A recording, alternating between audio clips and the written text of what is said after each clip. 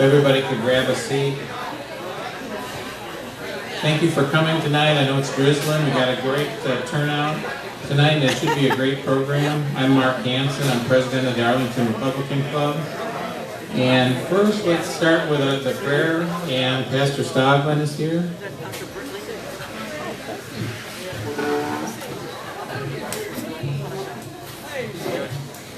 Thank you, Mr. Chairman. Before we pray, I'm going to give a short devotion tonight, and it's going to be a little interesting. This is Black History Month. On 3 February 1870, after hard work, a civil war, and a struggle, and a guy named Frederick Douglass, along with others, were very instrumental to make 3 February 1870 happen. On 3 February 1870, the 15th Amendment of the United States Constitution was signed. I shall read. The right of citizens of the United States to vote shall not be denied or abridged by the United States or by any state on account of race, color, or previous condition of servitude. Section 2. The Congress shall have power to enforce this article by appropriate legislation, which means people like me could vote. This is a moment in history because this party played a major role in making that happen.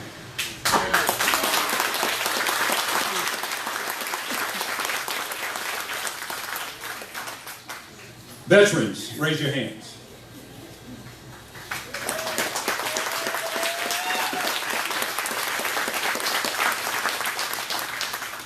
Our prayer tonight is that we are the mosaic of the creation of God.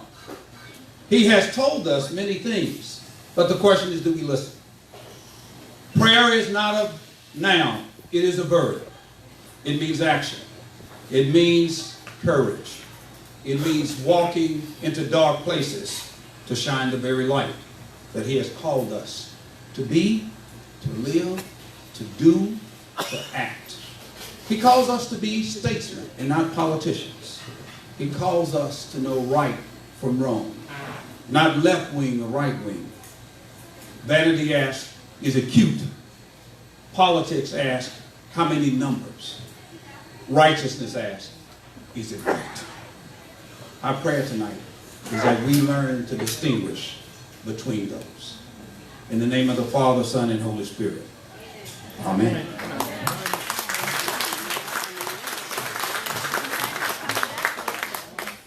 Thank you, Pastor. And next we'll have the pledges, Mark Strickland.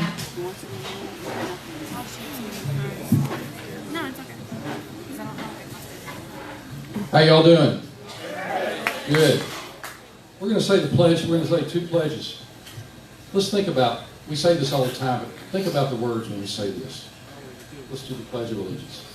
Pledge allegiance to the flag of the United States of America and to the republic for which it stands, one nation, under God, indivisible, with liberty and justice for all.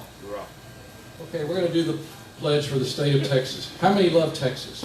How many think this is the greatest state in the union? Okay, we're going to do a little differently tonight. When we say Texas twice, I want to hear you. Ready? Honor the Texas flag. I pledge allegiance to thee, Texas, one state, under God, one and indivisible. Amen. Amen.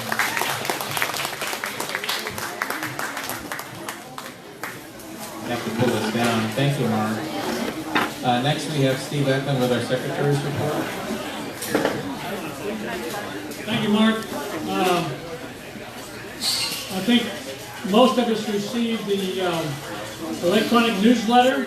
I want to give kudos to Ann Coker for another fantastic electronic email, newsletter for the club. Thank you, Ann. All right, the minutes of our last meeting was January 28th. President Mark Hansen called the meeting to order at 7 p.m. at Coker's Barbecue. Mark Strickland led us in the prayer. Greg Owenby led us in the pledges. I read the minutes of the last meeting. Donna Hertel, Vice President for Membership, reported we had 31 new and renewed members sign up on that meeting. Our Treasurer, Bill DeDecker, reminded us that the Gold Star Club membership of $100 is a significant source of revenue for the club's PAC to fund our support for Republican candidates. The club's Vice President for Legislative Alert, Kelly Cannon, introduced State Representative Tony Tinderholt, who spoke on the activities of the 87th session of the state legislature. We had no old business, we had no new business. Mark announced that the Lincoln Day dinner was postponed till later in the year. Current candidates for mayor, Jim Ross and Kelly Burke, were introduced and now each 3 minutes to tell us who they are and what they stand for. 16 precinct chairs and elected officials introduced themselves. Our Vice President for Programs, Ann Coker, introduced our guest speaker, Troy Jackson, a Republican Party of Texas North Texas Regional Director, spoke about his experience in Washington, D.C.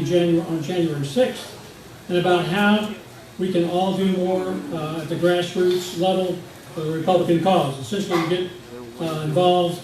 He gave a rousing motivational speech. Mark introduced or announced that the club's February meeting will include a mayoral candidate forum. The meeting was adjourned at 8:30 p.m. Thank you. We're not getting out of here till 9 o'clock or later today.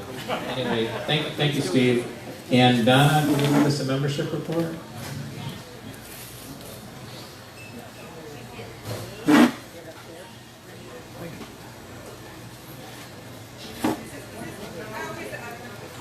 You've got a good clear voice, that's the main thing.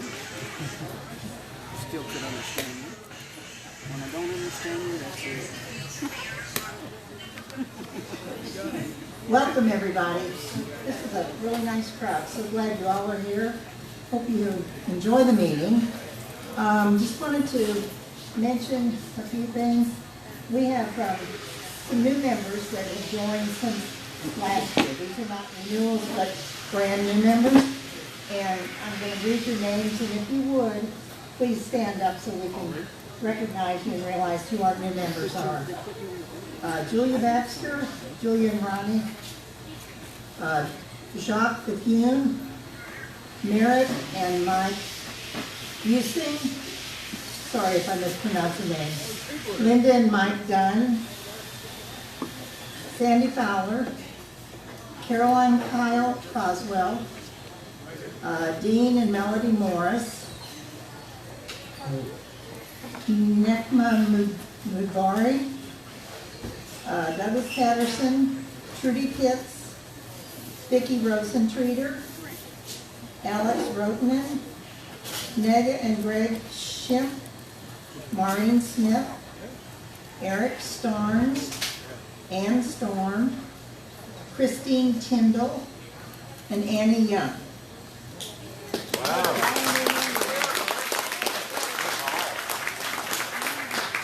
And then I just want to give you a quick list, and if these folks will stand, these are our Gold Star members: Roland and Susan Bobinger, Ralph Brotherton, Kelly Cannon, Ann Coker, Don Cosby, Bill DeDecker and Suzanne DeDecker, Megan Fahey, Bill Hertel, Kenneth Newell, Andrew Peel, Alex Roteman, Nega and Greg Schimpf, Jim Sipiora, Eric Starnes, Bethany and Tony Tinderholt, and Jeff Walters.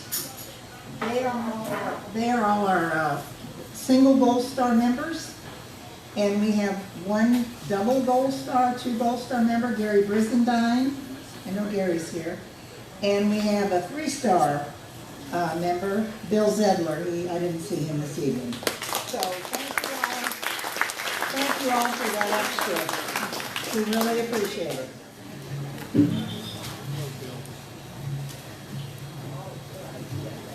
Thank you, Donna. And Bill DeDecker, Treasurer's report.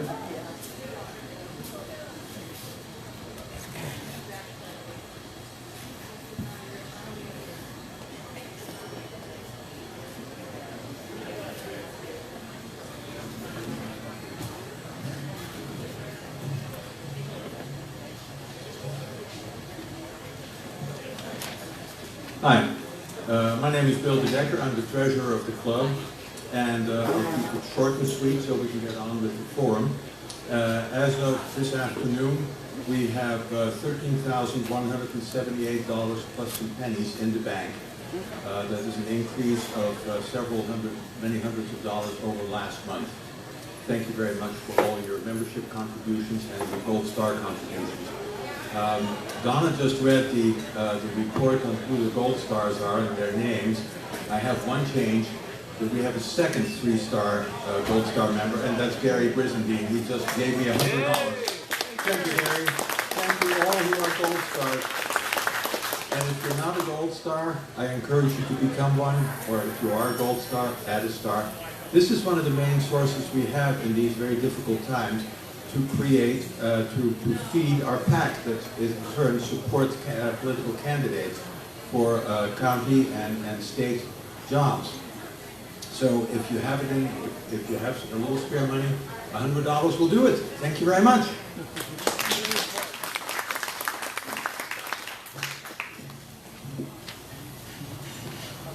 Thank you, Bill. We're going to skip the legislative alert this month, and everybody should have read Kelly's legislative alert in our newsletter. Under old business, is there any old business?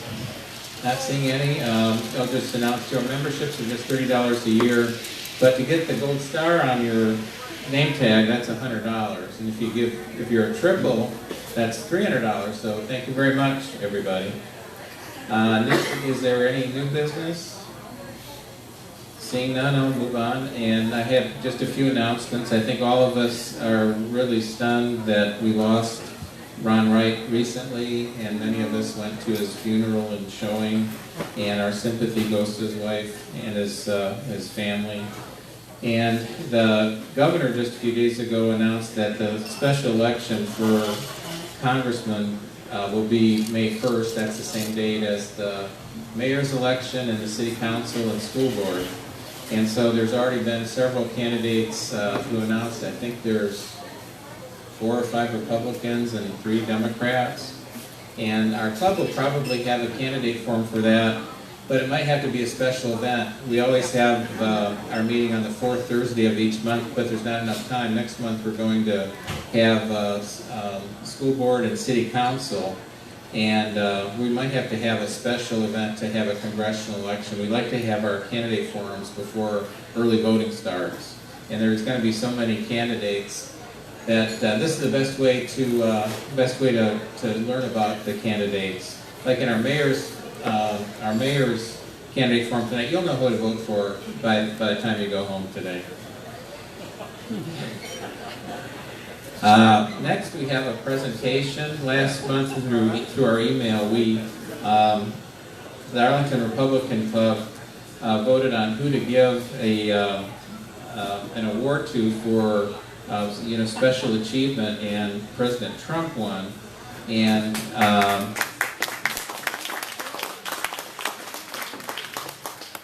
Eric Maroon who worked in the Trump administration, is going to make sure that our award gives it to him.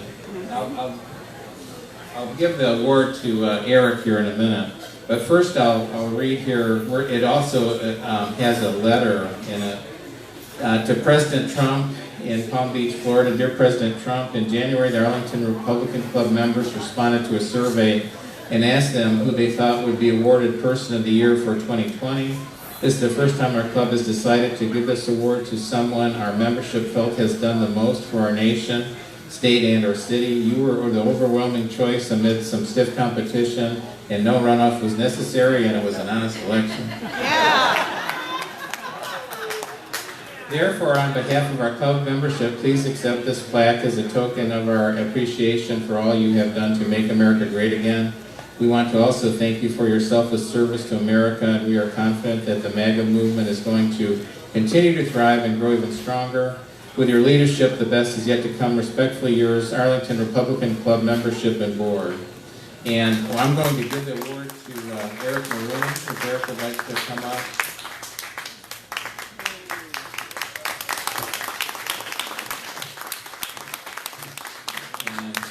Eric worked for 3 years in Washington, D.C. He's going to talk a little bit later. He's some of our program.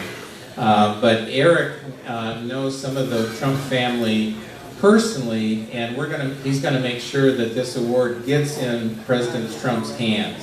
You can imagine the amount of mail and things that are delivered to him at his different locations, but this will definitely get in his hands, and we hope it's just a small token, but we hope you appreciate it. The amount of crap that Trump has had to go through the last 3 years is just amazing.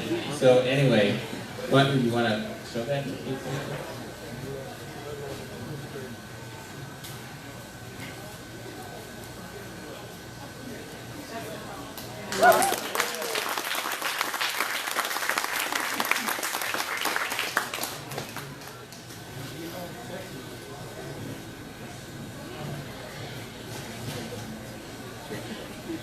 And next we'll do introductions. Under introductions, usually we have precinct chairs stand up, but we need to try to get to our mayor candidates.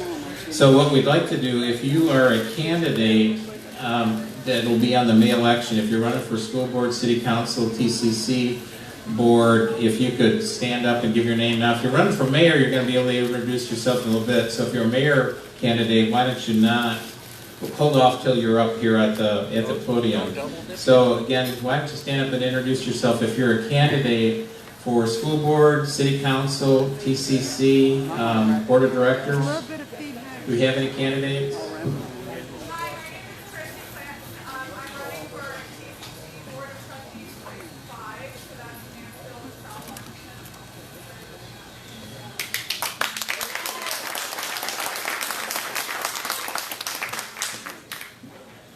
Do you have any other candidates? Mark? Yeah. I'm not a candidate, but I'm representing Susan Wright, who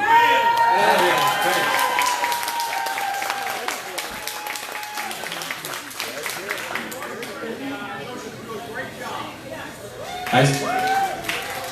I still say Zedler for speaker. But thanks for making it. Also, we have one special guest here, David Achara from the Southeast Asian Republican Club is here. And Mark, we have one more candidate. oh, do we? Okay.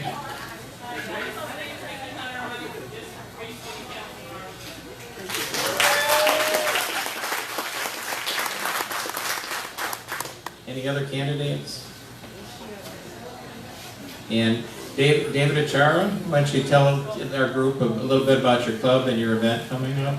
Hello everyone, my name is Devi Acharya. On behalf of Southeast Asian Republican Club, I formed this club 2 years ago. We have a 26-member Southeast Asian Republican Club who belongs to 7 countries. They are here in the citizen and they believe in our conservative principle. So I run this club. We need your support.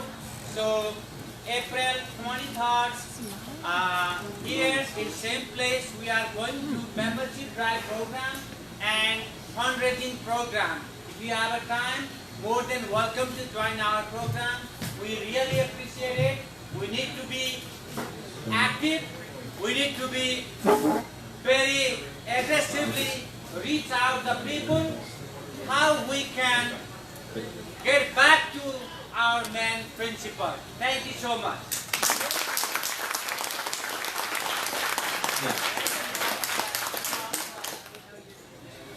Thank you, David.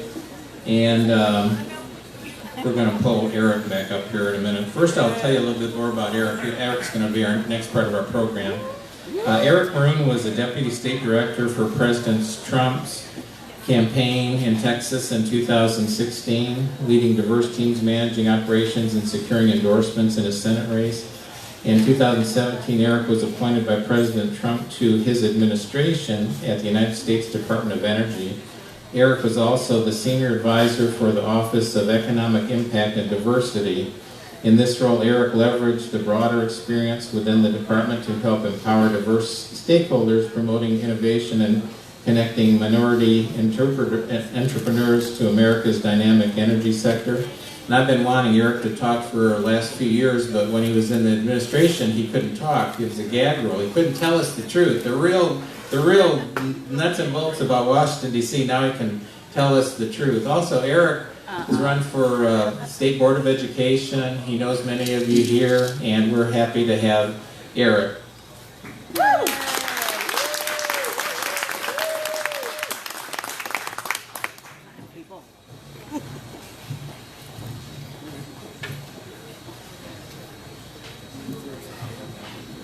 I don't think we have enough time for me to talk about the nitty-gritty of Washington, D.C. That's for a totally different conversation, but thank y'all so much. Good. Can y'all hear me back there? Yeah. Okay. Mark and Ann, thank y'all so much. It's an honor to be asked to moderate, to speak, and also to accept the award on behalf of President Trump. And I look forward to moderating the mayor's race for this great city of Arlington, so thank you so much. I'm just going to talk for about 10 minutes. How did I get in the Trump administration? Well, just like Mark said, I was his number 2 guy in Texas, and I was with President Trump early on. As soon as he announced, we had about 17 or 18 candidates, and he was my guy. I felt that our country was at a crossroads, and we needed somebody, an outsider, a businessman, somebody who's done something. It's not just another politician. So I aligned with President Trump. I went through several interviews, and they brought me on as the Deputy State Director, and I can tell you how much heat I got from Republicans, how much hate mail. It was really tough. It was really tough. I lost people that I thought were friends, and it was just a tough time. But, you know, at the end of the day, we won, and President Trump worked so hard, and just my interactions with him, talking to him throughout the campaign, he was such a gracious man. I remember one time he would always pull me aside and want to know how we're doing in Texas, what's going on. He would ask me several questions, and one time I just looked him dead in his eyes and I said, "Sir, you changed my life for giving me this opportunity." And you could tell that really resonated with him. It really did. And him and his family have been great to me. And I'm going to be sending that award to, I talked to Laura Trump a few days ago. She said, yeah, she's really happy that he's getting this award. So I'm going to be mailing that to her. And he's going to get it. So I know he'll be really thankful. And then I remember going when it was time to get my appointment after we won. And just like Mark said, I had ran many years ago for the State Board of Education. And I was unsuccessful, but I did okay. And I was like, well, I think I'm going to choose the Department of Education. Well, my friend Craig Ownby's here. Where's Craig at? Yeah. Where's Craig? Craig was the one that advised me. He said, son, you need to go to the Department of Energy. And he told me why. And I said, okay, I'll try it. And I did, and it worked out. So I really thank Craig for that advice. Craig's always been a great guy. So thank you, Craig.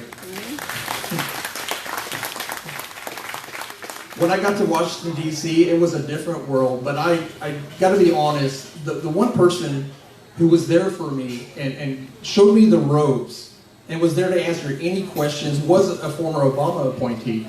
She was the person that was in the position I was in at the Department of Energy before me. And we have a great relationship to this day. Yeah, we don't agree politically 95% of the time, but as appointees, we connected. And she was there, and I would always will treasure her friendship and the advice and the help she gave me. So I really got to credit her. And it was just being in Washington, it was great to meet other appointees from either the Clinton administration, the Bush administration, Reagan. I even had a friend in the Kennedy administration. Sadly, he died last year, but I was blessed to meet all these folks and exchange stories with them. And I couldn't have done it without, I'm Lebanese American, and there was a small group of appointees that were Lebanese American, and then we connected, and they would always bring me to different parties or get-togethers, and I was really grateful to them.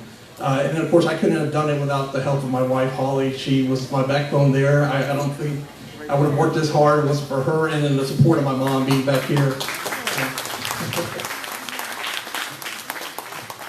I think I was really proud of the things that we accomplished. If I could go down the list of everything that we accomplished in the Trump administration, we'd be here probably early in the morning, but I'm just going to touch on the few. The Trump tax cuts, that was a big deal. The record stock market numbers, all the conservative judges that he appointed, it was just unbelievable. And us in the Department of Energy, with our hard work, and of course with our leader, former Governor Rick Perry, it was great working with him and being an advisor to him, and we're still friends to this day.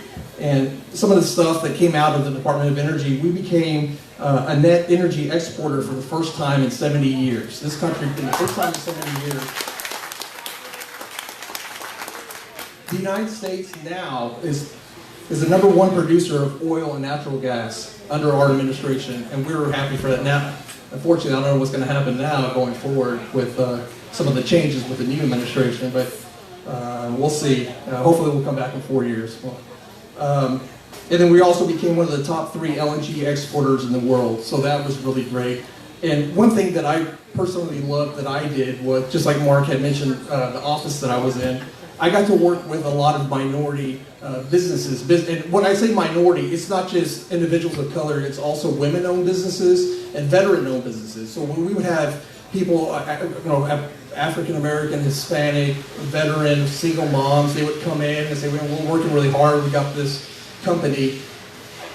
You know, I wasn't involved in the process of getting them a government contract, but I was there to help them, show them the way. And I would get callbacks from some of these organizations and companies, and they would say, Eric, thank you so much for your help. You know, I got a contract with the government, and I felt I did my job by helping them. And it was really great to see the small businesses that are the backbone of our country, and they always will be. So God bless them. Like I said, it was an experience to go there. I think people were probably happy for me to leave because they got annoyed with me. All I did was talk about Fort Worth and Tarrant County and Texas and how great we are. And it's the truth. Another thing that I was blessed with is that going into DC, I had friends that were members of Congress, and then I made other friends that were members of Congress from other states.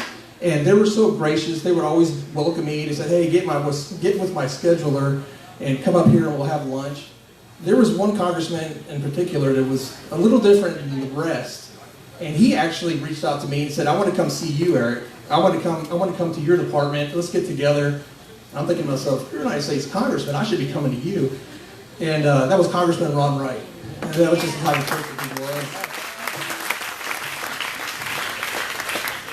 And sadly, we never got to get together because we had planned something, and then I had a last-minute trip on business, and then we tried to get together again, and then unfortunately he got sick, and then it just didn't work out. But I think Susan will do a great job filling his shoes, and she'll carry his legacy. So. I'll give a few shout-outs. Of course, I mentioned my wife and my mother here.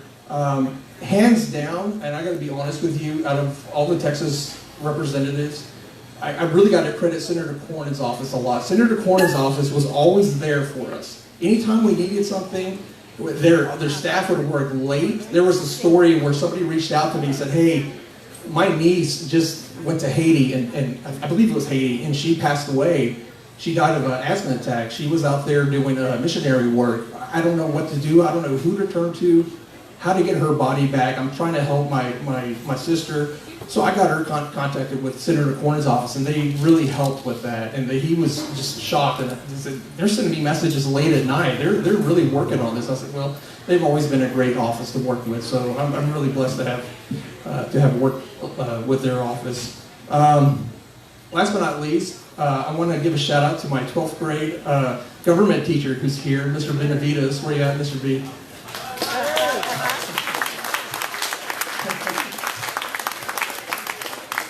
I like to goof off a lot in high school, but in his class I didn't. He was just so capturing, and it was just would teach so well. And I remember it was during the Bush-Gore election, and we were in the thick of things, and you were just so awesome. And I never thought that. I remember when I got my high school diploma, coming off the stage, and I remember. Yeah. I remember you thanked me, and you said I thanked you actually, and you said, Eric, you're the man, and I never forgot that. So whenever I got faced with something, I'll remember that your confidence. So if you want to get me one-on-one and ask me any questions, I don't know if I have time for Q&A. Probably not. No.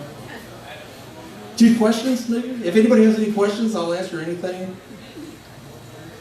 about Trump, DC administration. Is he going to run again? Yeah.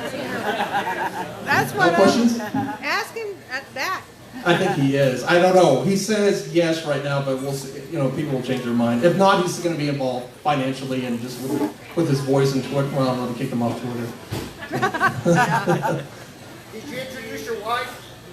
Yeah, she's right there. Holly. Yeah, she's eating a hamburger right now. Here. Wave at him. Well, thank you all again. God bless y'all. And for those who are running for mayor, I'm looking forward to moderating this. And think it takes a lot to run. And God bless y'all. And I hope each one of y'all wins. So thank you.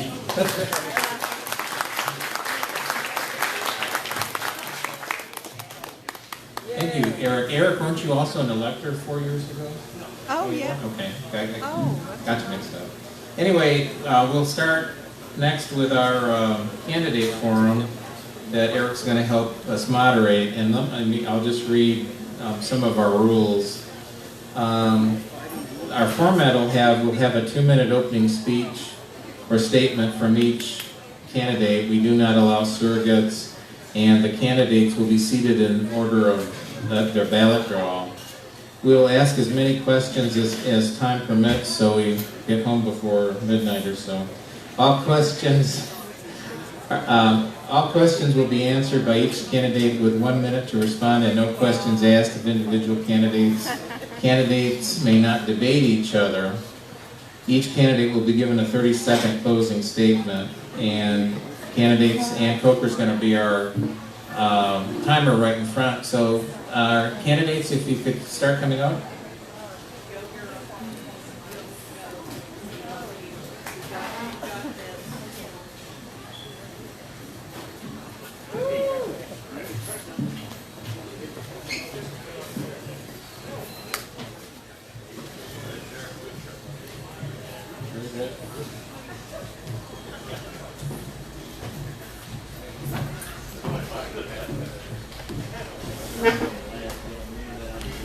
Telling me if I could do this running a bike and type.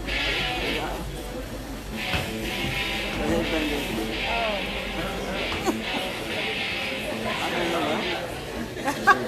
Oh, keep it going. That was Ted Nugent, man. Keep it going. We're good. It's all yours. I was in Beirut in 79 and 80. That's my husband. 88 in the embassy.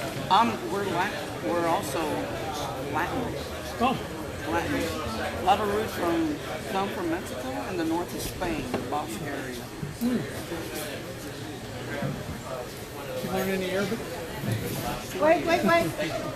Been there twice. So is Are all the mics on? I had a time all down when they're talking. It's still a beautiful country if they would just stop all this damn war and politics. Just like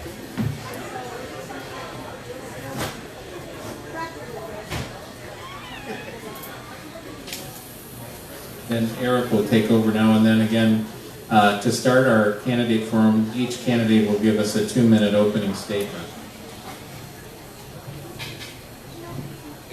Thank you. Welcome, candidates. All right, first off, we have Jerry Warden. Jerry, I understand that you're a big fan of heavy metal, and so am I. I've been to almost every Ozfest and Freakers Ball and all that, so it's good to see a fellow metalhead up here. So the floor is yours, Jerry. 2 minutes. I'm going to grab one of the wireless and I'll stand out front for the 2 minutes. This is gonna be. there's going to be something on Okay. Whoa! Oh yeah, I I get to be said the no. first guy work out all the bugs I said during no the process standing. here. No standing. I just said no. Oh, I'm supposed to stay seated. Yes. Yes, ma'am. I promise I'll stay seated. Don't piss me Well, off. I had to switch mics, so it made me even more confused than I already am. I said no standing. I know y'all might think I'm the Cheech and Chong comedy warm-up to the very serious issues at hand here, beautiful Arlington, Texas. But tell you the truth, I'm running for mayor. Imagine that. I'm a lifelong Arlingtonite. I was born down the street there in Arlington Memorial Hospital. My grandparents came to Arlington, Texas in 1929. Elmo and Lucy Jones. Some of the greatest people I ever knew in my life. Well, the greatest people I ever knew in my life. Let's make that straight. I don't know if you guys old enough to remember my grandparents. I drank whiskey with Hooker Vandegrift. Do any of you people know Hooker Vandegrift in this room? I come from the long tradition of Arlingtonites. Man, I spent my summers, the July 4th, out on Knapp's farm. Do you guys remember the July 4th out at the Knapp family farm every summer? Well, I guess not then. Well, anyway, there was once upon a time a family in this town called Knapp, and they did a little law business here and there. James, Jim. So, sad they're gone, but I do appreciate your time. The one thing I hear out here from the Firefighters Association to the Realtors Association and everyone, man, is everybody just wants their voice at the table. That's it, man. We all just want our voice at the table. And with those words, that's all I got to say. I'll hand it over to the Thank you. All right. Mr. Washington right here. Thank you, Jerry. All right, Mr. Dwayne Washington, the floor is yours. Thank you, Jerry. Thank you to, we want to say thanks to Mavericks. Let's give it up for them for hosting this. Thank you very much. To the Arlington Republican Club for putting this all together and all of these great candidates. Please give them a hand as well. Thank you for having me. And to all of these engaged citizens, give yourselves a hand for being here. You could be anywhere in the world, but you're here with us. We appreciate it. My name is Dwayne Washington. I moved to Arlington when I was but a young lad. I was a teenager. I won't tell you exactly how long that was ago, just right now.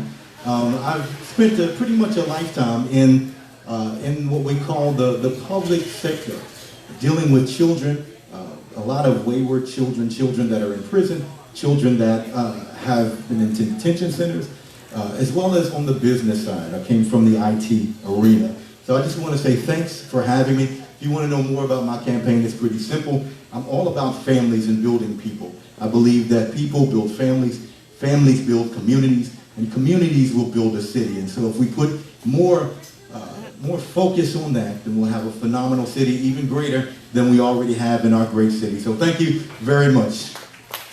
Thank you, Dwayne. Next up we have Mr. Jim Ross. This one? Yeah.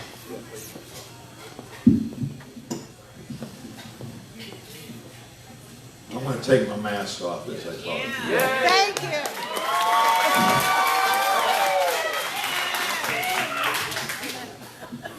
What do I look for in a leader of a community like this? I look for someone that has integrity, can bring jobs, and keep us safe. I'm a former U.S. Marine, an Arlington police officer, an attorney, and a businessman here in town. I'm a father, I'm a grandfather, and I'm a philanthropist. I've been in this community, in the trenches, working my tail off for nearly 40 years. As a police officer, I'm the one that developed our own police academy. I was a part of Arlington's first full-time SWAT team and spent nearly 7 years on those streets out there buying drugs for a living. As a businessman and attorney, I've been involved on the boards of pretty much everything you can think of, from the Special Olympics, the American Heart Association, the Boys and Girls Club, the Salvation Army. I have been assigned to help out with the Economic Recovery Task Force. I've learned things. As a Marine, I've learned the difference between right and wrong, and that we're stronger together than an individual. As a cop, I learned how to keep your neighborhood safe. As a businessman and lawyer, I learned how to employ people and bring jobs. As a father and grandfather, I learned that our decisions today affect the next generation. And as a philanthropist, I've learned that it's not about our accomplishments, but it's about giving back and lifting up. Thank you, Mr. Ross.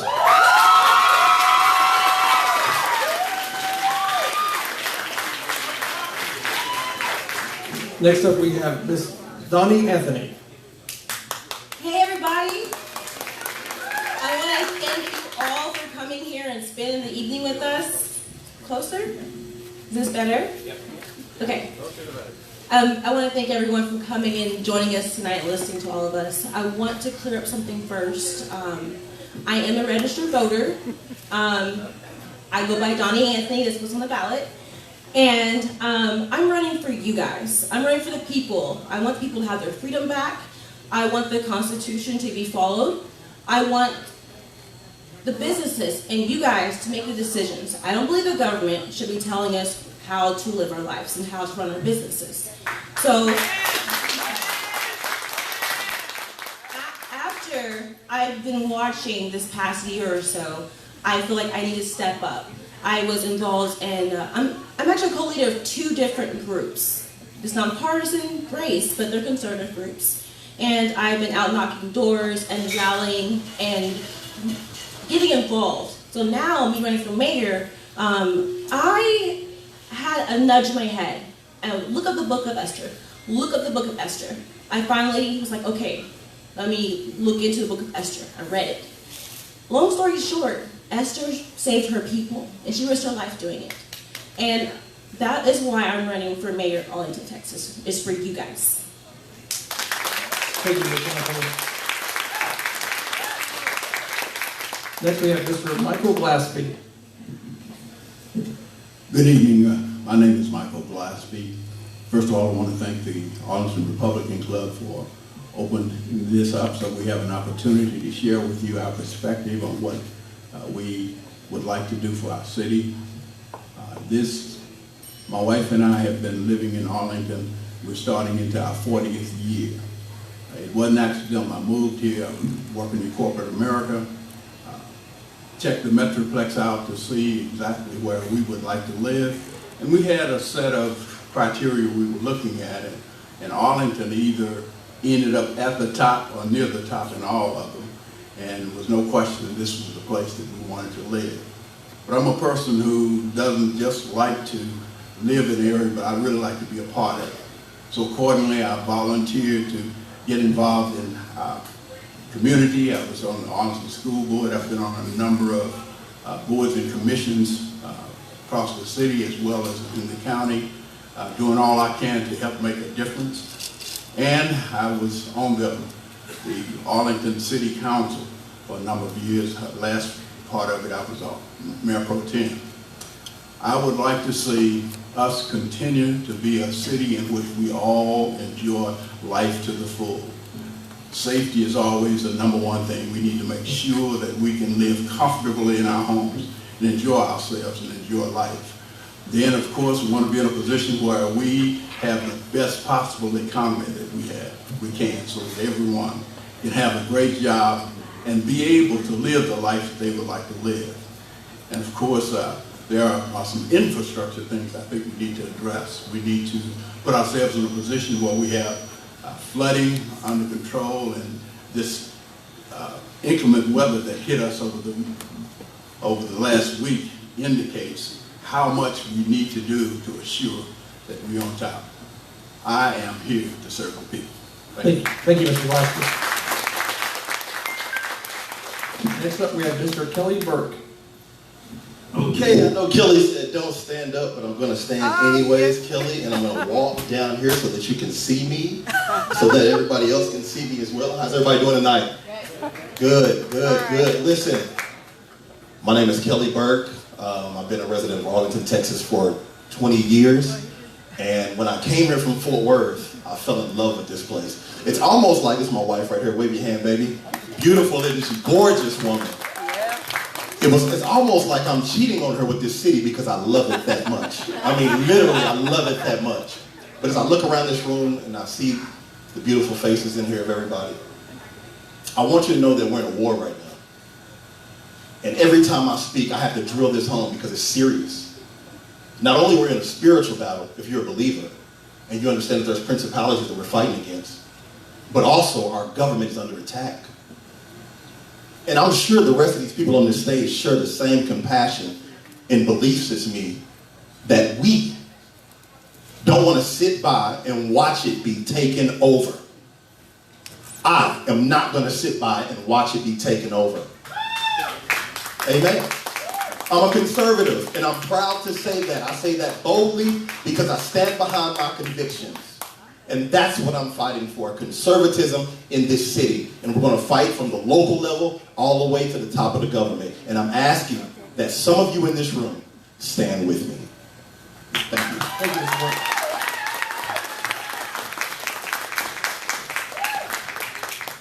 All right, for the first question, we're going to start back down this way, according to the ballot draw. Just set it on the ground if you want. Well, I got them all potted down. Only the person speaking's mic's going to be on. So you can use that or the other one.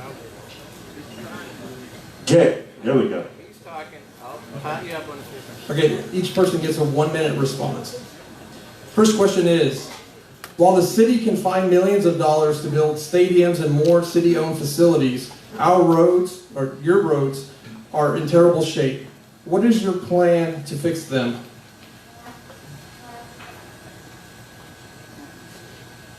Obviously, we need more money to fix these roads. If you go over there on the east side of town, go down Mitchell Street, go down into the old streets, Highland, Coke Street, all in disrepair. Not just the west side of town. We get over to the east side of town where we grew up every once in a while. Fix those streets up for those groovy people over there. The southeast side of town, great Asian people over there. Fix all the streets in this dang city. It's mine. Thank you, Mr. Warden. All right, Mr. Washington. Thank you. One of the things that I say all the time is that what we want is families over facilities. And you're absolutely right. Some kind of way we can find enough money to build facilities, but leave families stuck out. So the first thing that we need to do is to be able to say we want to concentrate in one place or another. Most cities, and Arlington being one of them, they don't have a problem from an income perspective. It's a problem from a spending perspective. And when we talk about spending, we're talking about where do you allocate your funds? Just like most of us in our own households, we may make enough, but where are we going to spend it? And just like we have priorities for our families, we need to make sure that our city is having priorities for its families. That includes streets. That includes making sure that our children are safe and have a safe path to be able to go to school. So the issue is reallocation of funds. That's what we need to do. Thank you, Mr. Washington. Mr. Ross. Thank you. Here in Arlington, we've always been really good at being able to walk and chew gum. So this isn't something that we're going to reallocate funds, or we're not, or we're going to spend less, or we're not, or we're going to make more, or we're not.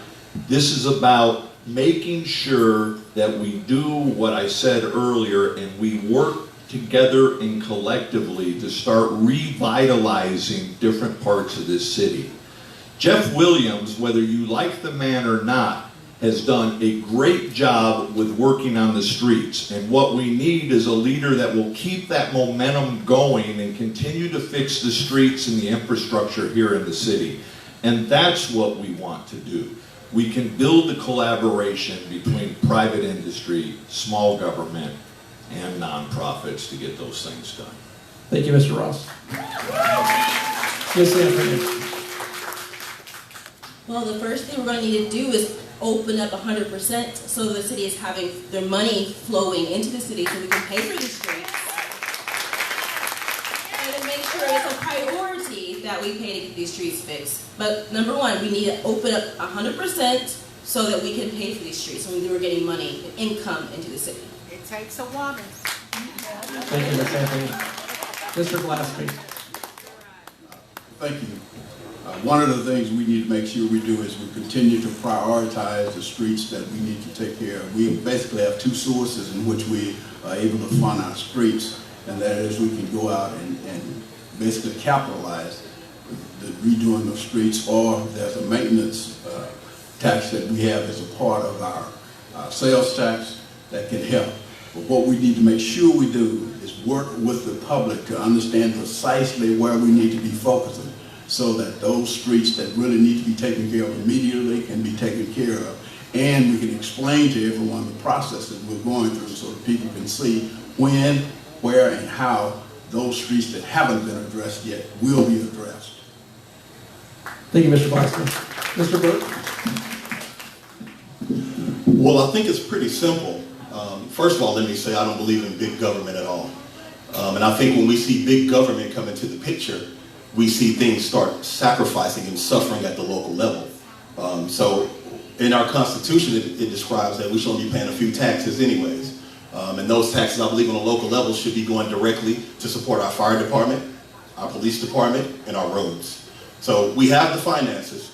It shouldn't be an issue to take care of these streets. We all drive these streets. We love this city. So it's second nature for us to just pay what needs to be paid to take care of them. And I do agree. The work has been done on the streets, and if I'm elected, we'll continue to do that work. Thank you, Mr. Burke. For our next question, we'll start back down at you, Mr. Burke, and we'll come back this way to Mr. Warden. Second question, should term limits be changed for city council and the mayor? I'm going to just keep that simple and say no. Mr. Glassman. I think the bottom line on it is whatever our city wants, whatever our citizens want, that's what we should be focused on. The process that we went through earlier for term limits, I'm not sure we actually vetted the process so that everyone could understand exactly what was happening. But if this is the way our citizens want it, this is the way it should be. If there are other options we want to look at, we as a community should take a look at those options. But I think it really boils down, it's in the hands of our citizens. Thank you. Ms. Anthony? So, personally, I don't believe in term limits, but I noticed the city had a big support for term limits. And again, I'm running for you guys. I understand why people want term limits, but I will say what can happen is you get rid of a particular person you don't want anymore, and then they get replaced with someone else that's similar. So I'm not for sure the term limits is the actual solution, but we're experiencing it right now, and I'm looking at articles, and it's looking like they're trying to tweak the term limits now. But if people want term limits, then we have term limits. Thank you, Ms. Anthony. Mr. Ross. Term limits is here because Arlington citizens wanted it here. If term limits is going to be modified or changed, it needs to be because the Arlington citizens want it to be modified or changed, not because local officials do. Thank you, Mr. Ross. Mr. Washington. There are currently 8 people running for the mayor of Arlington. That's a lot of people. And that's a lot of different ideas coming to the forefront. Here's the honest truth. Somebody sitting at this table is going to be your next mayor. But whoever that person is was able to hear the ideas of the other 6 or 7 people. That makes for a better city government. You guys have a lot of choice when it comes to who you want to vote for. When we look at term limits, the honest truth is there wouldn't be 8 people running for mayor had there not been term limits. And so I like them, not only because the city has said we've spoken and we want them, but it allows for diversity of thought, for people who think differently to enter the race and put their hat in so that the rest of the citizens can hear the difference. Thank you. Thank you, Ms. Washington. Mr. Warden. Okay, before I touch on the term limit thing, on the roads thing, Man, what do you think about the great job the city has done with downtown Arlington down here, man, and especially all through this beautiful part where we're living out here, right here. And that would be Mr. Williams had a lot to do with the great job done out here in the revitalization of downtown. I don't believe in term limits anymore. I once upon a time did believe in term limits. I don't think we would have ever had a Tom Vandegrift if there would have been term limits. But this is a different time and a different age. And more people want their voice heard. Not just one voice to be heard. Our city wants way more than one voice to be heard. So, definitely, no term limits. Thank you, Mr. Warner. We'll start from this side and go back down that way, so you're up again. Do you think we need to defund the police? And also, do you think there's do you think the police have a problem, there's a race issue, or do you think Arlington has a crime issue? Kind of two questions. How long do I get on this? Do I got an hour? In a minute. A minute?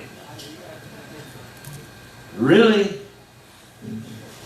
Defunding the police is not the answer, of course.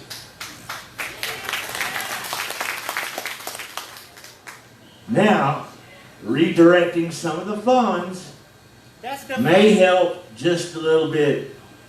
I think a lot of our officers need diversity training. A lot of our officers need to understand the various ethnicities within this city, like my ethnicity, us metalheads. Man, we don't mean any bad, man. Let us alone, man. We're going to bang our head and go on down the street. Please, please, please, please, please. I love the great police in our city, but I do not like the bully police in our city. And there's no place for bully police in our city or in the United States today, period. Thank you, Mr. Warner. Mr. Washington? I think this is a very complex question, right? The quick answer is I don't think anybody in their right mind would want to defund the police. We all want to be safe, amen? So that's kind of common sense. I think there's two issues that we're looking at here. One is safety, right? And the other is the issue that we've had from especially people of color associated with the police. And those two things are not related. When I moved to Arlington, Texas, I was followed every single day. Every day. Cop car 572. I knew every day, right? But at the same time, there were some police officers that came down the street and actually met with us to be able to make our neighborhood better. Those are two different things. And I think what we need to focus on is how do we make this city that we have safe? And we look at the police to be able to solve the issue of crime. Crime is a lagging indicator. It's not a leading indicator. You got a bunch of crime. There's other problems in your community that we need to solve so that the police have less to do to begin with. Anyway. Thank you, Mr. Washington. Mr. Ross. Y'all know my background, so let me say, hell no, we're not defunding the police. Let me tell you something.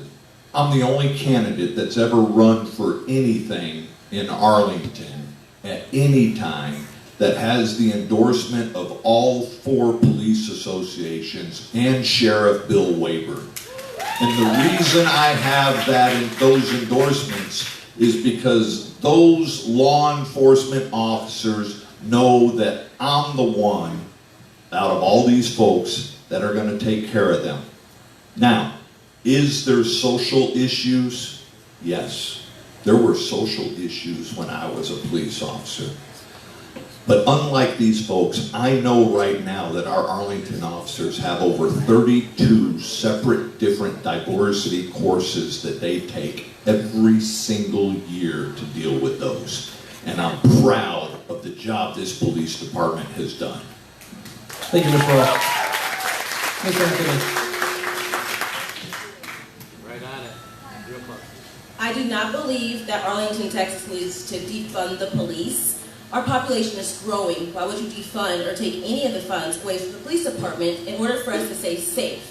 I have a brother who's a police officer, and I think about him all the time, and we make sure he's safe. He has 5 children, and I don't know if anything were to happen to him, what's going to happen with the children. So, I believe that we should not defund the police, and when it comes to, I'm going to use Black Lives Matter as an example. They, in Portland, tore up the city, tore down businesses, people's homes. People worked really hard for that, and they tore that down. That was a choice they made. The police department here, when it started to happen here, they jumped on that. They made sure that we were safe, and those businesses were protected. So, of course not. I'm not defunding the police, and I've been pulled over before by the Arlington police, and I'm still here and doing great. Thank you, Mr. Glasser. That is just a crazy idea to even think about defunding the police. All of us, the number one thing we want is safety and security. But we should look in terms of continuing to improve. Whatever position we're in, we want to deliver even better service, or we'd like to deliver even more safety. So we should continue to look at the latest in the way of technologies and techniques that can make our police more effective at doing their job. And we should continue our community engagement. Our police need to understand our community and what our community is going through, what they expect. Conversely, our community needs to understand the police and the role that they're playing so that we're very closely together and we can be in a position where we can truly be safe, a safe, harmonious community in which to live. But the idea of defunding the police is something that we should even think about. Thank you, Mr. Blaster. Mr. Burke. Yes, sir. I definitely do not want to defund the police. I want to make the police force stronger, actually. I want to give them what exactly they need to protect and serve us as they've been doing. I think we don't have a racism issue. We have a people issue, and that's across the board. There are racist people.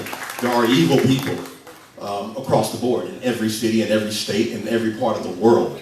Because the people will be people, and we can't control people. But what we can do is put our arms around our officers and love on them and back them as much as possible. And if I'm elected, that's exactly what I'm going to do. Now, contrary to what Mr. Jim Ross said, that he's the only one up here that understands what a policeman. I grew up actually wanting to be a police officer, but I believe that the call that God had on my life, he didn't allow me to do that. But I honor the badge. I look at police officers in high regard, and I love them. I respect them highly. And thank you for being a police officer as well, Jim Ross. So, thank you. Thank you, Mr. Burke. So we'll start with you again, Mr. Burke. The next question is, what boards or committees or other activities have you served on that benefits the city of Arlington? I have not been on any boards or any committees. I am in church, involved heavily in church, and always have been. So I'm a minister as well. It's like the other 2 gentlemen on this panel. And co-pastor right now, Cherry Community Fellowship Baptist Church here in Arlington, Texas. And that's what I feel like my call has been. So my duty has always been first to the local assembly, and I have served them with my life and my heart. And I plan on doing the same thing if elected for this city. Thank you, Mr. Burke. Mr. Blaster. As I mentioned earlier, I really love to serve. I've been very fortunate to serve in a number of capacities in the city. I've been on the chamber. I've been on the United Way of Tarrant County Board. I have been on the hospital board. I've been on the school board. I've been on boards and commissions across the community, so I've gotten a chance to see very clearly how our community operates, the concerns that people have, and have developed a sensitivity to that. So my focus would be on trying to make sure that we are looking at problems from across the community, so any solutions we provide are such that we in the community can live with them. Thank you. Thank you, Mr. Preston. Ms. Anthony? I have not served on any boards or committees, but sometimes your call to lead isn't always when you expect it. So I have not been on any board committees, but I've been out in the streets and knocking doors and co-leading other groups. to help. I was trying to make sure we kept America going in the right direction and keeping it great.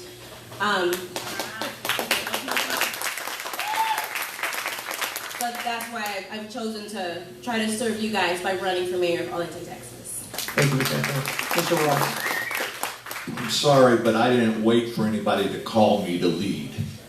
I've been serving this community for 40 years. Recently, I've been assigned to the Economic Recovery Task Force by Mayor Williams, and I've been working with the city to get them out of the pandemic mess that we're there and getting our businesses back open. I've been the chairman of the Police Foundation and on the board of directors for the Police Foundation. I serve on the board of directors for the Greater Arlington Chamber of Commerce. I've been on committees and boards for the Special Olympics, the American Heart Association, the Boys and Girls Club.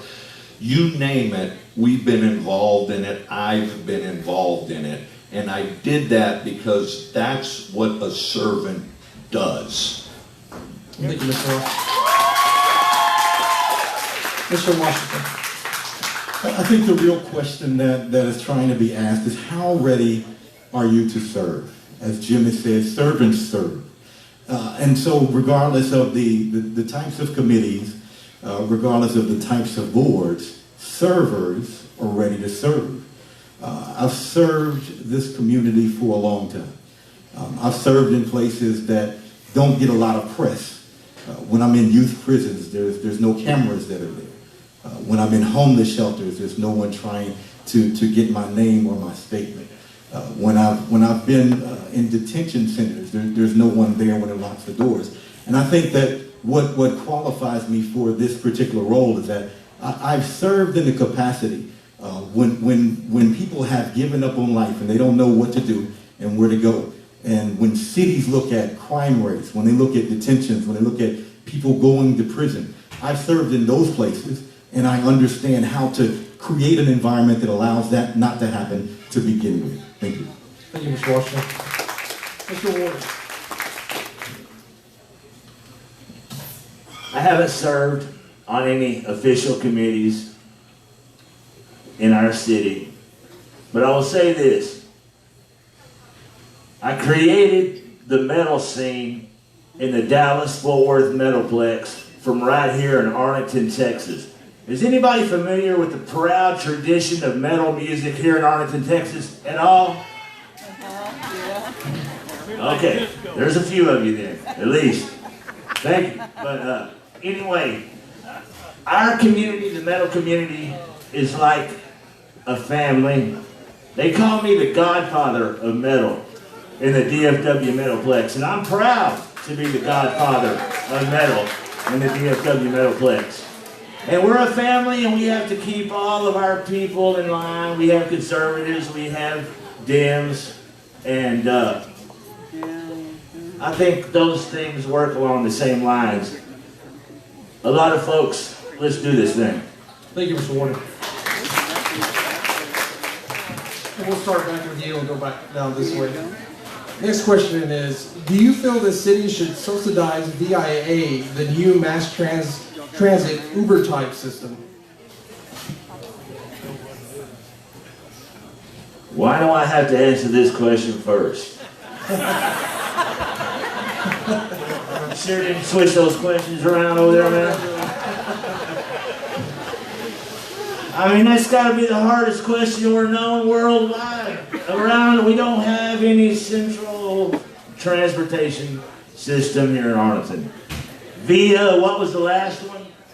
I don't know. The bus. The bus we had. Do you think the government should subsidize the system, the mass transit? It's like an Uber type system. I know what it is. I see the van driving around town. I've never ridden in the thing. No one else has either, the man said. Here we go. We need mass transit in Arlington, Texas. We have 400,000 people in this city. We need mass transit. I don't know all the answers. We'll have to figure those things out. Thank you, Mr. Ward. Mr. Washington. For the three people in the crowd that aren't familiar with VIA, right? This is just a system for a point-to-point system. from a van perspective. Now, I think the real question is this. We all know we live in the largest city in America without public transportation. But when you look at the dynamics, we don't need a bus system. That costs too much, and very few people ride that. When we look at saying, hey, do we need a system to be able to get our seniors and our young folks around? Possibly so. However, we need more of a point-to-point system like an Uber, like a Lyft, that, let's be honest, one of the issues that we're talking about really is when you have a lot of public transportation, it brings nefarious people to your areas of the city. That's what we're dealing with. And so whenever you have a point-to-point system, that doesn't happen, right? When I'm able to pick somebody up here at whatever that point is and drop them off here, we have less of that issue. I don't think we have the right solution just yet. I think VIA is a step in the right direction, but we're not totally there yet. Thank you, Mr. Washington. Mr. Ross. I almost want to just ask Jerry to answer the question again. Because I enjoyed that. Let me tell y'all something. Arlington is an award-winning city for their transportation issues. That's the bottom line. Arlington, and some of you folks sitting in here tonight know exactly what I'm talking about because y'all have been neck deep in this battle forever. VIA just went citywide, and we are exceptional when it comes to smart transportation. And we need to continue to look at those things. Arlington has voted down buses for a long time, and there's a reason for that because it's not cost effective. There are other smart transportation options that may be available, but let me tell you, we don't follow here in Arlington, we lead on transportation. Thank you, Mr. Ross. Ms. Anthony. So VIA is a good start. It's a very intelligent idea, but I'm not looking into having bus systems anytime soon in Arlington, Texas myself.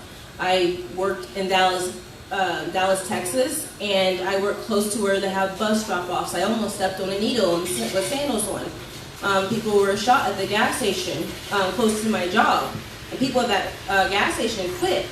It can bring different things that we do not want in Arlington, Texas, but having the transportation within the city, it'll help keep Arlington safer, cleaner, and cost efficient. Thank you, Ms. Anthony. Mr. Glasgow. Thank you. When you stop to take a look at our city, we're 400,000. We are getting more congested. We are having our problems dealing with pollution. And then we're having more and more difficulty getting around. I don't know about you, but it gets pretty frustrating when you're trying to move around in the evening on all these cars all over the place. And what we should do is continue looking at what are the new technologies, new approaches that can be used so that we can effectively move people around in our city, but also take under consideration we are part of a dynamic metroplex. And it's important for us to be able to get in and out of Arlington and allow people to come back and forth in Arlington. So the real key is to look at what cost-effective approaches we can take to efficiently move people around, and then our community collectively can decide how we should approach funding. Thank you, Mr. Glasgow. Mr. Burke. Well, I personally like VIA, and I do know somebody who wrote it, actually. A guy I've been helping out that comes around. He actually rode VIA, and we did the breakdown of the numbers. VIA is actually cheaper than the bus in Fort Worth, because that's where he came from. As a matter of fact, we were out block walking the other week with my campaign team, and we saw a VIA pass by us. It was a Mercedes-Benz. So I think VIA is definitely moving in the right direction. I think it's a great start, and I like the idea of it. The question that's posed, the reason he posed it is because VIA's grant is about to run out. So we're at a point now we're trying to figure out the funding behind it, and so that's the major question: is how do we fund it to keep going? Is it going to be a ride share? Do the people fund it or whatever? So that's what we need to look at. But the idea of VIA is a go. Thank you, Mr. Burke.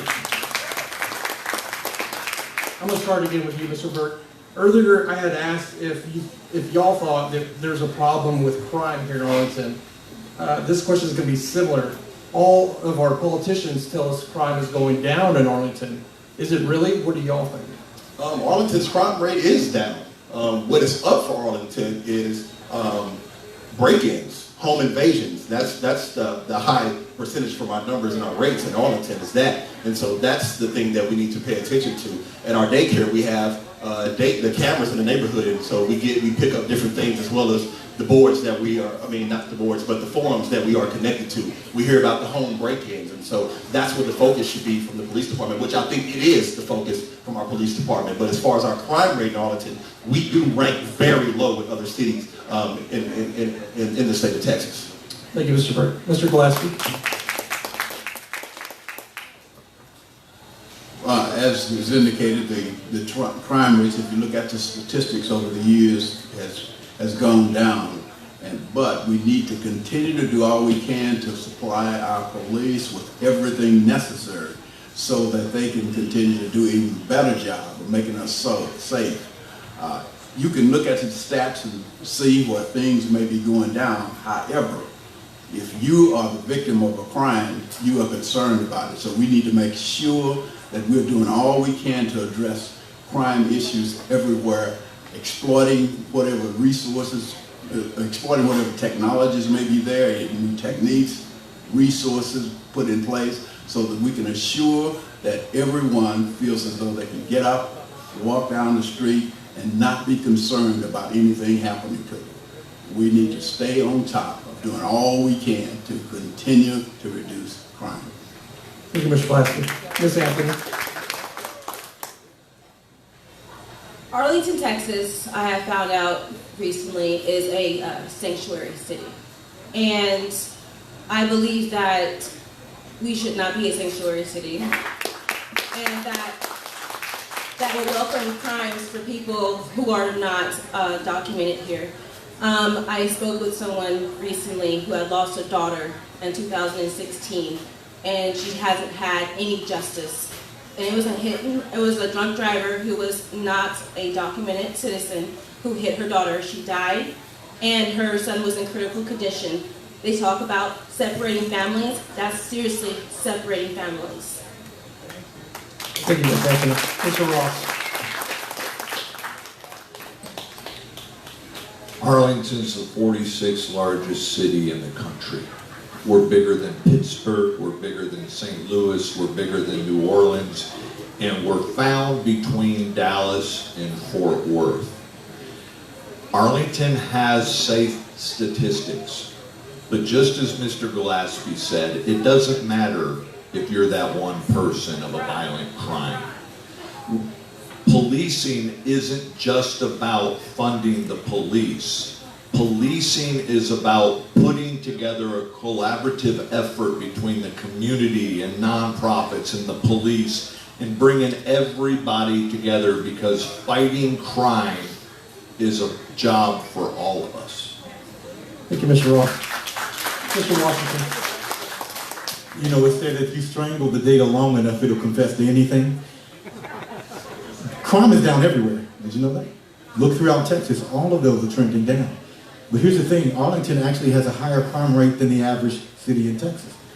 That's what the data actually says. And so when we look at being able to fix the quote-unquote crime issue, we can't fight it. That's like fighting water. You don't do that. What you do is you tackle the issue that creates crime to begin with. We don't do that. I love what Jim said, because we can't do that through just policing. We have to do that through reaching the people before they commit the crime. Reaching the people in the situations that cause a criminal mindset to begin with. And those are the types of things that we need to start on. Whether it's organizations that come along with our youth, being able to target people that would become criminal, or giving them opportunities outside of their own neighborhood so that they see something other than themselves. So that's what we need to do to be able to bring that crime rate down. Thank you, Mr. Washington. Mr. Warden.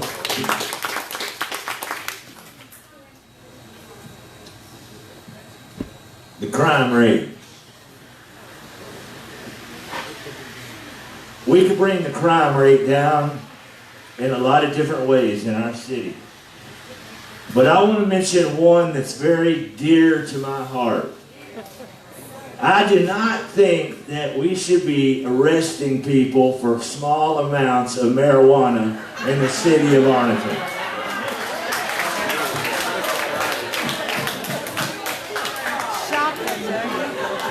Yes, yes, yes, yes, yes.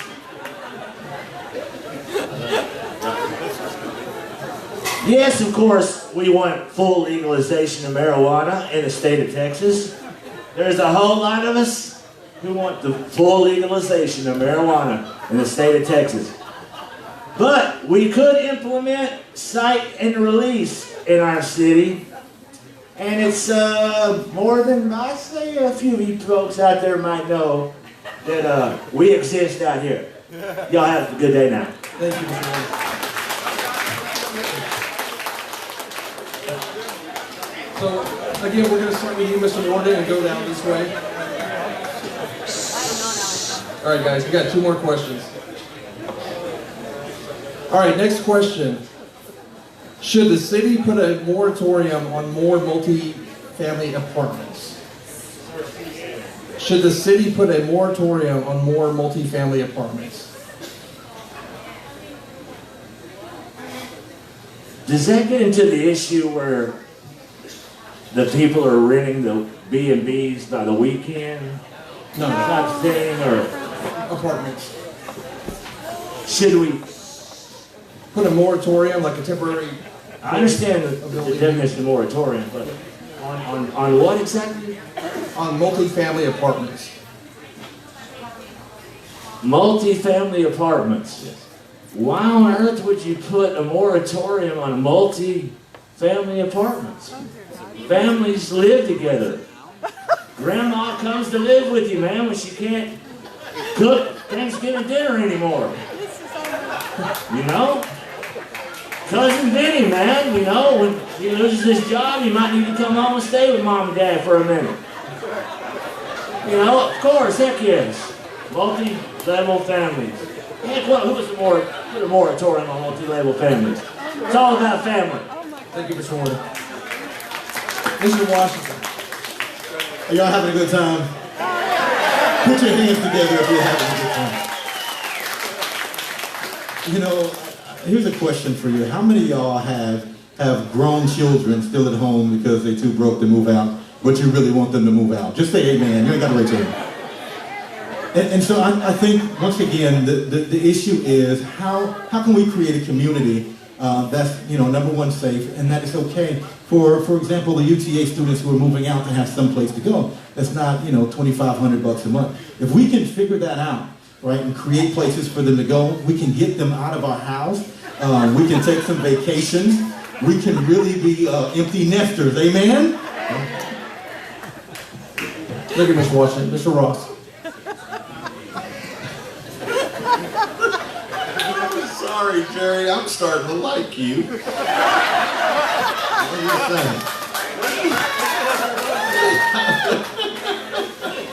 Oh, my goodness. Let me see if I can clarify this a little bit. When I came here in 1983, Arlington was throwing up apartment complexes all over the place. And we grew them, and we grew them, and we grew them, and we grew them, and now we're looking at them and we're going, oh, they're not good. But a moratorium is not the answer. A moratorium is not how we deal with these apartments that are out there right now. We have to work at revitalizing the properties that we have. We have to work at making sure that when we put a new development in an area that it's the best use for that particular piece of property. So, no, a moratorium is not the answer.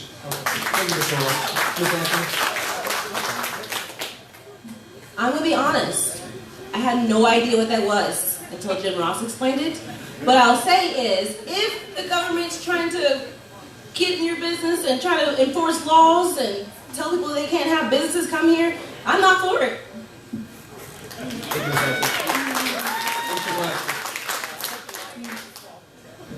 I don't think we should have a moratorium, but we do need to look carefully at the opportunities we might decide that an apartment should be built, that community, that environment has to be supportive of the idea. I'll just give you an example. Potentially, UT Arlington could feel that they need some additional facilities. And I think it would be incumbent upon us to look very closely to see if it's justified in doing it, and if so, allow them that privilege. But we need to make sure that anything that's put in place is consistent with what we as a community feel needs to be there. And then position ourselves so our community is totally supportive of it. Thank you, Mr. Glasgow. Mr. Burke. Man, you guys have had some great answers up here. I'm just going to keep it simple and say no.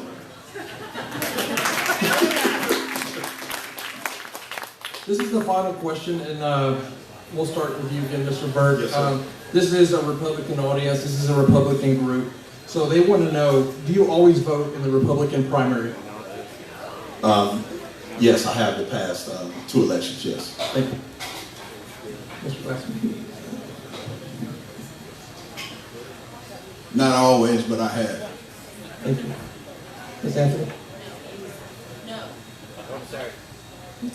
No. Mr. Ross?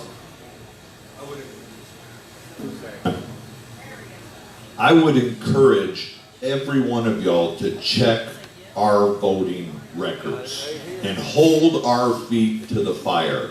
The answer is no. I have not always voted in Republican primaries. I have voted in a Republican primary. But when others tell you things up here, please check to confirm they're telling you the truth. Mr. Washington? So the answer to your question is no, I haven't always, because of what my mentality is. My mentality is people over politics and people over parties. So there's a weird thing that people believe. Okay, if you're Republican, you're all racist, and if you're Democrat, you're all this, and if you're Libertarian, you're all this. And the truth is that people are people. And sometimes you can have a good person running, no matter what party they represent. Sometimes you can have a bad person running, no matter what party they represent. And so my stance is always, I'm voting for that person. I want to see what they believe, what they do. And so regardless of the party that they represent at the time, that's who I'm voting for. Thank you, Mr. Washington. Mr. Warden. I've never voted in the Republican primary before. Thank you. And the reason is, though, is because those folks, the Republicans, never seem to want to support the legalization of marijuana. Stand up and say, hey, we'll legalize marijuana for you. I'll have a whole group down there, I bet you, man. Come on, man, let's do this. Are you on it right now? Why, do you have any?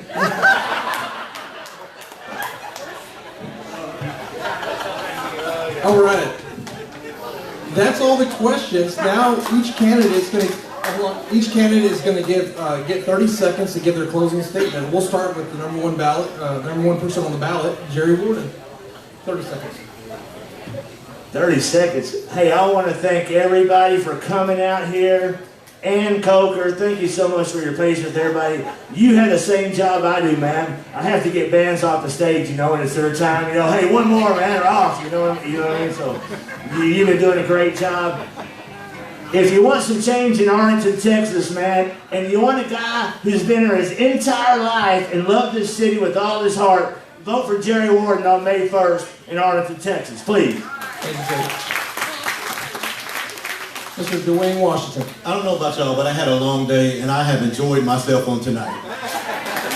Thank you, Jerry. Thank you, Jim. Thank you to the other people. Well, once again, you've got a lot of great options, and I'm so thankful that you do. I would like for you to go out and vote for me, Dwayne T. Washington, for mayor. Think about families over facilities. And if you believe in that as well, then come and stand with me. And I promise you this, that, you know, if you vote for me, I will put Jim as my personal advisor. And I will have Jerry as my fundraiser.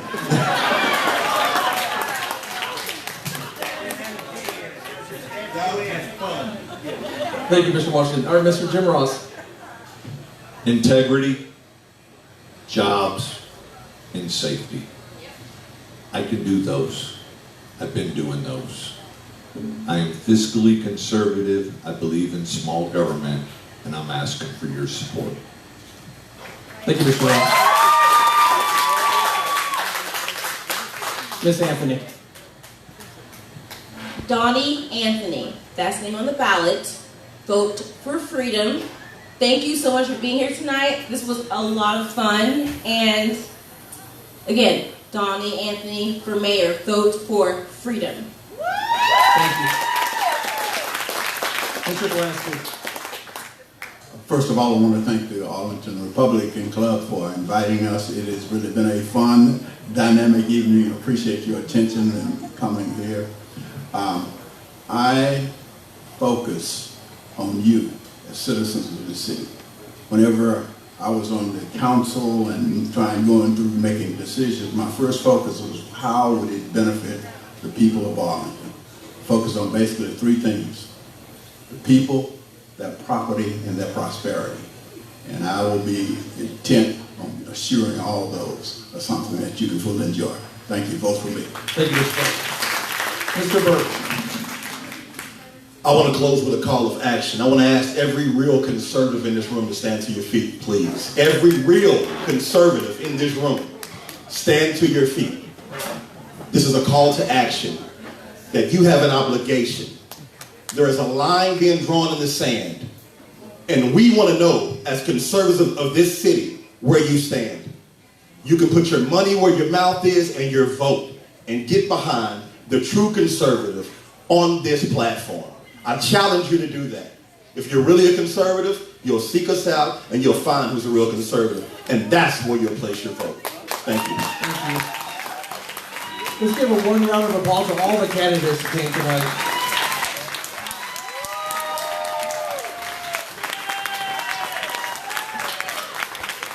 Election's May 1st. Please go out and vote. Thank you so much. God bless you all.